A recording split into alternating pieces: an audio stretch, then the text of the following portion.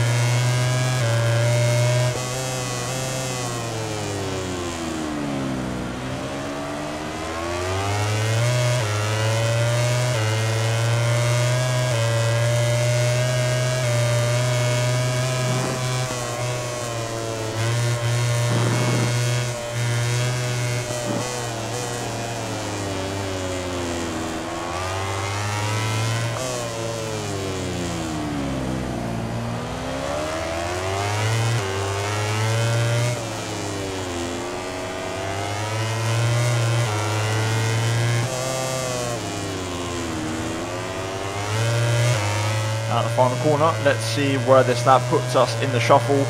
29.2, we go P1. Good little lap that.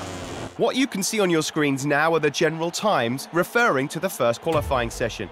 Remember that the fastest 2 riders have earned a place in the second round, which will be starting any moment now. Okay, Q1 successful. Now we're going to delve into Q2. Pretty straightforward Q1, to be fair. The lap was more or less what I was doing in practice, but for some reason the AI didn't really seem to be as fast in qualifying 1 as in practice. But we got the job done. Now let's see what we can go in Q2. Very good first lap so far. There was one little mistake, which you might have seen. So let's see how the lap ends. Out the final corner, up to the line. And it's a 29.0, my best lap of the weekend. I can confirm. So we are looking good here. That was a nice little lap as I get my next one wrong, but we will try again and see if we can try and go faster. I know the AI can do a 28.0, so there's a lot of time to come off of the AI's lap times, so take that with a pinch of salt. P3 for now. Okay, that wasn't too bad. Bit of a scruffy one towards the end. It sort of fell apart, but we are going to get into the 28s.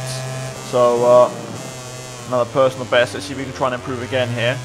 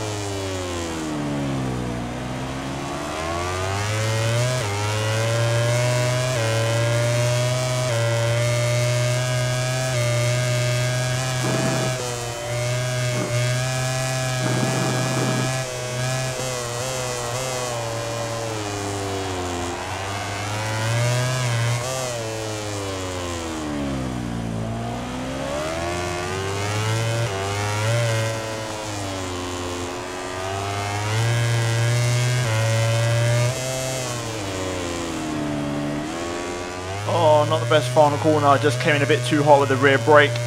Bouncing out the final corner, 28.4. I think that's the best I'm going to do. That was a very good lap.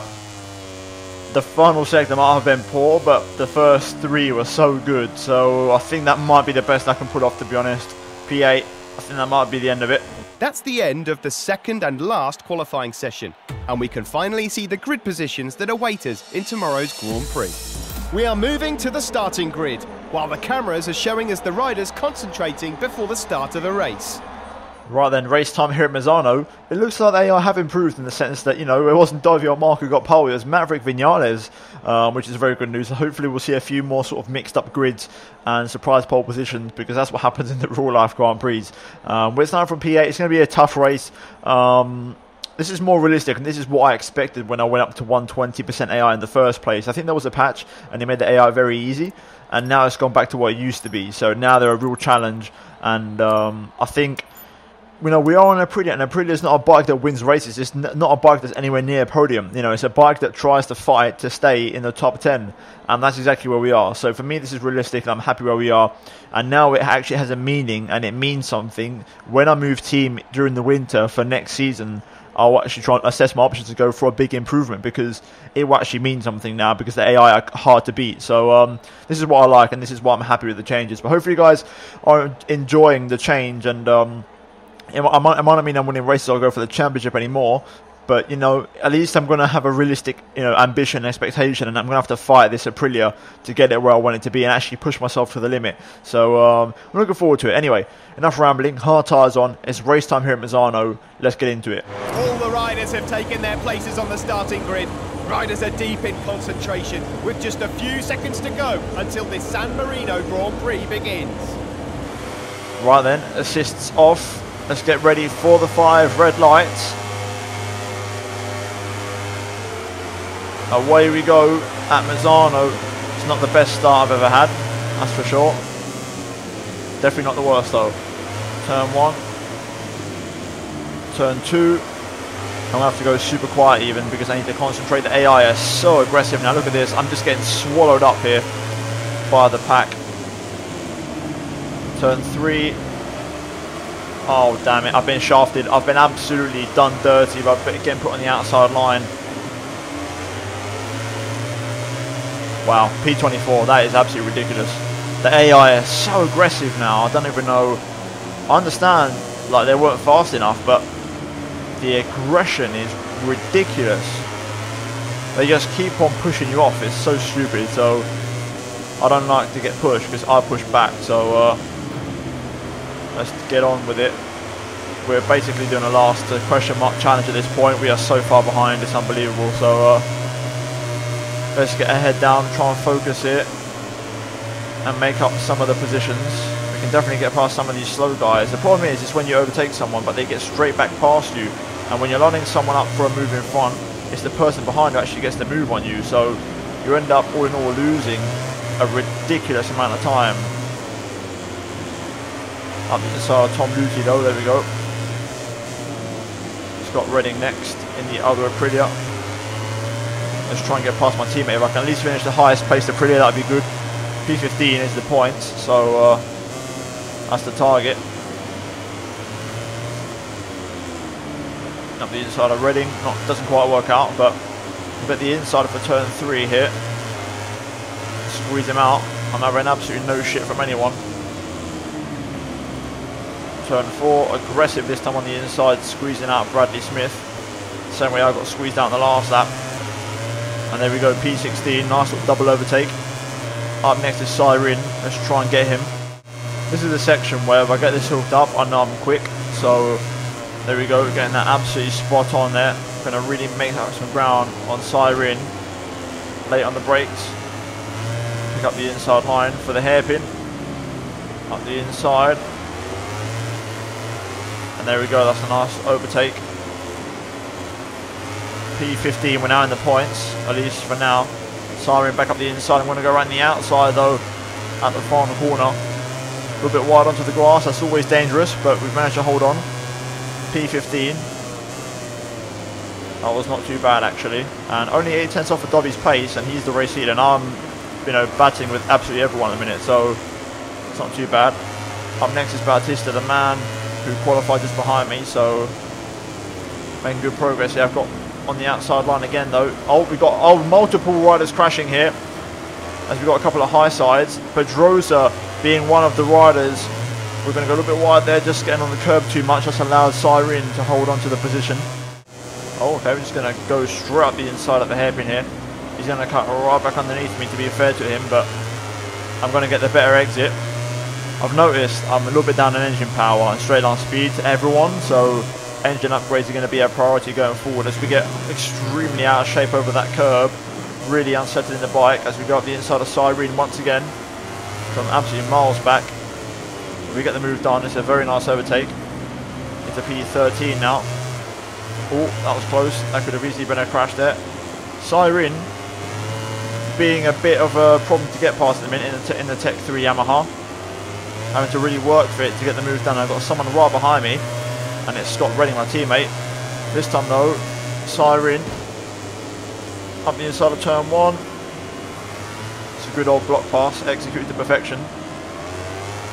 Not allowing him to switch back underneath me. Now let's see if I can just try and pull away. If I can just get this apex and not allow no one on the inside. There we go. Now I can try and race away. Okay then, just over the halfway point of the Grand Prix now. Managed to get a bit of a gap out to the guys behind, and we are slowly catching Bautista. Not by much. I need to try and find a little bit more pace, but if we can get any more positions, that would be good. But right now, I'd be happy with P13, considering the absolute madness the opening laps were. Oh, yellow flag, and someone's gone down. It's Petrucci, Danilo Petrucci in the Pramac. From, I don't know what position he's in, but I know he's pretty high up. He's doing pretty well this race. He's right in front of us. I wonder if we can try and get him. Let's see. I wonder how much bike damage he might have. We're struggling for pace now, dipping into the 1 minute 30s. Race pace has been so poor, I can't lie to you. Nothing special. We're starting to drop off, and Jack Miller behind me is starting to catch up. Miller now really starting to put the pressure on. He's also extremely fast in a straight line. And there he goes up the inside. I'm going to go straight back underneath him. Squeeze him out if I can. He's going to go up the inside again. On the power. But you can see now, look at him pull away. Proper Ducati power that is. Wow. We are miles behind in a straight line. I don't think we're that bad for the corners. It's just we are losing a lot on the straights, especially around this circuit. Engine power is going to be what we're going to have to prioritise for the rest of this season. This will be my last chance to get close to him, so I'm going to try and stay nice and close to Jack Miller here. Up the inside into the hairpin. Force my way through. There we go. A little bit aggressive, but I want to hold on to this position. The AI have been aggressive with me all race. I think it's only fair. Right now though, it's a Yamaha 1-2. Vignale is leading the way. Valentino P2. If this is a patch, then I'm very happy with how it's performed, because it's really shuffled up the deck. But let's see what happens here. 2 laps to go, or 3 laps to go actually. 3 whole laps to go. Can we hold on to this position, because we're now pretty much in defensive mode. Miller tries to force his way through the hairpin. No way through there, but look at that. Goodbye, see you later, mate. Jesus, man, that Ducati is ridiculous in a straight line. We are going to get the run on him, though. Straight on the inside. Not quite. Inside again. But Danny Pedrosa now joining us as well, who fell off earlier on, so this could get a hell of a lot worse. The points are still not guaranteed in this race. There goes Danny up the inside, and we've fallen down. Oh, that's the end of our race. We're not getting any points this race. We're going to finish last if we're not careful, but absolute disaster. No pace. 120 AR now is a real challenge. Last lap of the Grand Prix. We're just going to try and bring this one home.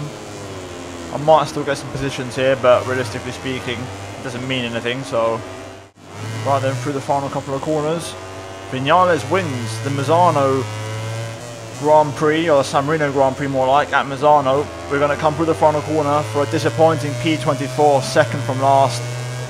Not much we could have done there. That was a disappointing race. I would have really struggled to hold on to the points, even if I'd stayed on my bike. Oh well, it's just the way it goes sometimes.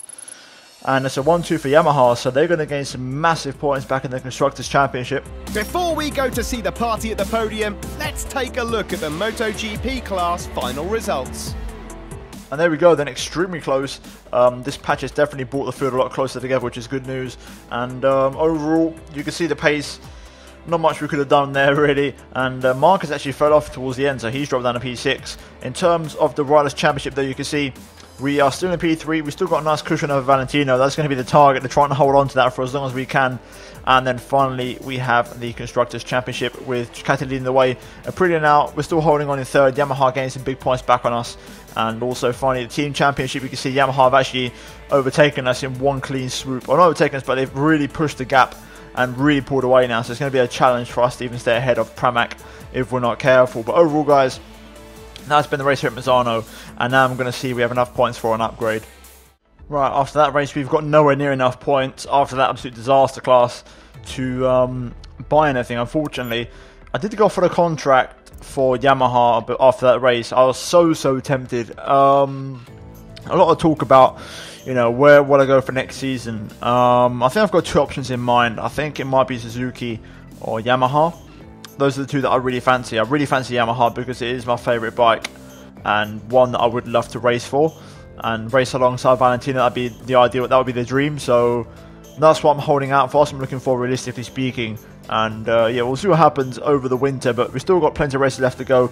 We go again next time, hopefully a little bit better than this race. I hope you guys have enjoyed the episode nonetheless. If you have, then drop a like on the video. Also, do get subscribed for daily Formula 1 and MotoGP content. Turn on notifications to not miss a single video from me. And finally, do check out these two videos on screen if you have missed them. Other than that, guys, thank you for watching. I'll see you in my next video very soon. Goodbye.